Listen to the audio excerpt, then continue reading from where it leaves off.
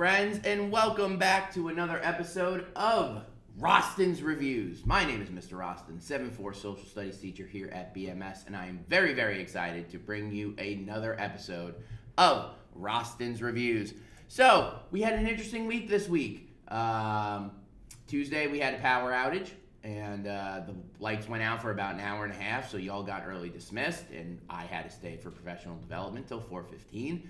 And then, Wednesday, wasn't here, wasn't feeling too good.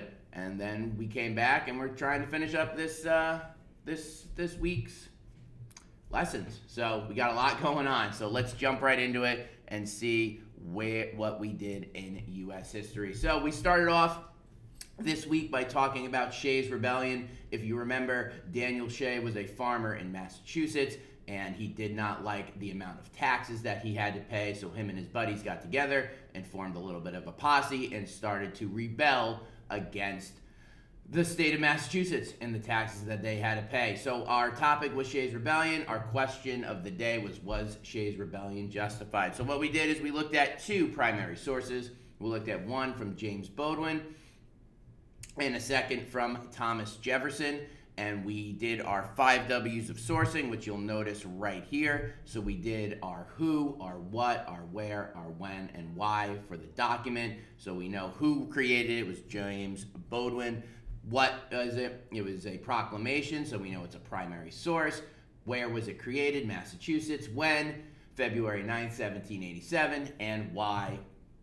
And it was to proclaim that Daniel Shay and his buddy should be arrested. So we know that it's a credible source. We went through, we did our normal annotations, right? We underlined our topic or our topic sentences. We circled our key academic or social studies or repeated words, and we highlighted our evidence, and then we summarized what we learned.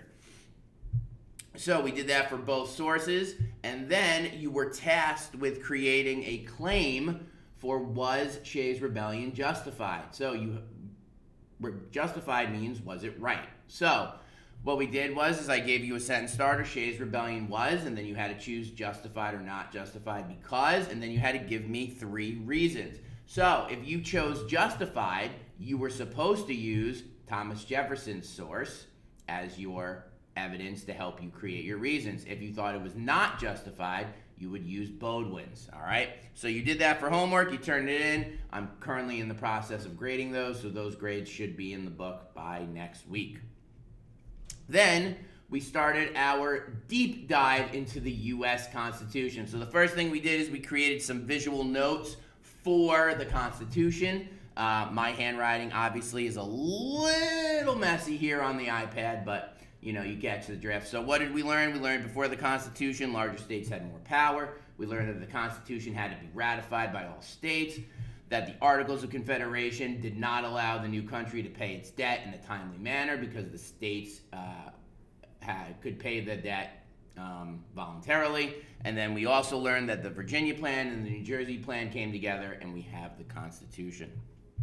So what we're doing here is we are being Constitution detectives.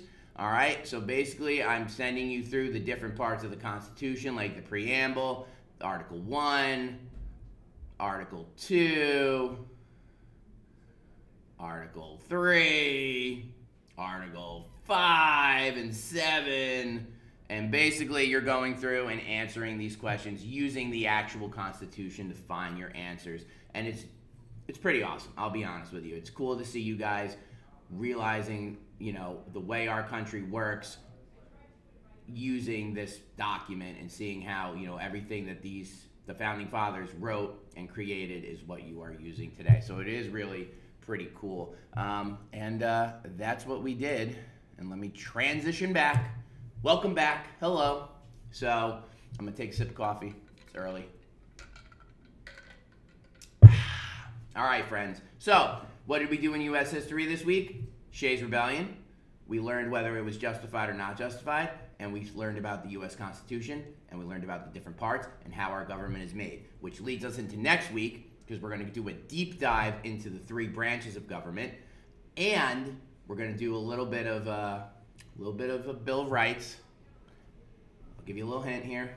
You're going to have to act it out. All right? So, friends, a couple of announcements before we end this episode of Rosten Reviews. Number one, parent-teacher conferences are next week, Monday, Tuesday, Wednesday, early dismissals.